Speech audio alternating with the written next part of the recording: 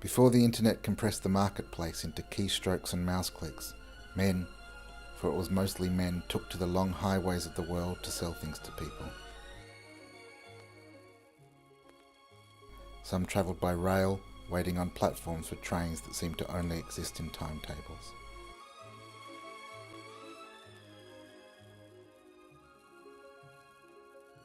Most took to the road by car, traversing states, countries, and even continents in search of the next sale.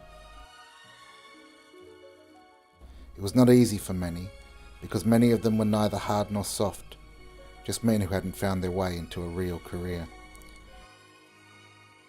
So they drove long stints with the heavy glare of the sun in their eyes.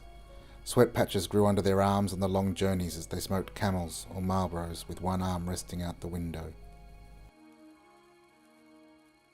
They came from the big smoke and they went everywhere, from Grong Grong to Jerilderie, from Cape Otway to Cairns. The names of unfamiliar towns came and went.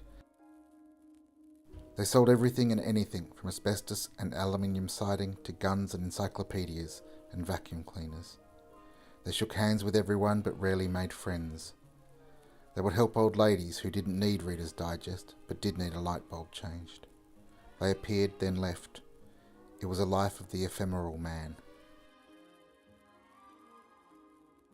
At night the salesman would take refuge in his hotel room and finalise his paperwork, typing out invoices and clumsily preparing reports back to head office on a manual typewriter. After that was done, he would perhaps write to his wife and children, telling them of his day or the dream he had the night before. An ocean filled with wild horses, a kitten stuck in a tree, a one-legged bird being put down, or the dream of a death foretold. All these images and more tumbling through the world of the dreamer, the salesman alone in his hotel room.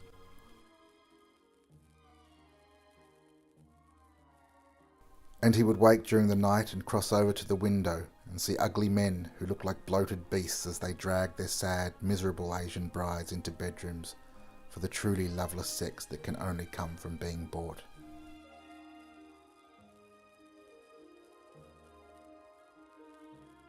At other times he'd watch the semi-trailers rumble by along the highway just outside his window, their tail lights disappearing slowly, gently into the darkness like a dying lover's parting embrace.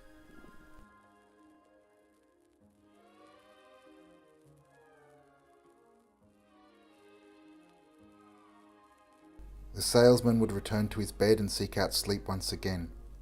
He would toss and turn, pull photos of his children out of his wallet and peer into them deeply, wondering if there will ever be anything that he will love more than them. He will feel their bones and their laughter poke into him, will hear them cry from their beds as they ask for him when he is away. He will wonder about the worth of it all, the necessity that binds him to this lonely job. Then he'll look around him, the hotel room his prison and his home, and sleep will inch closer, ever closer.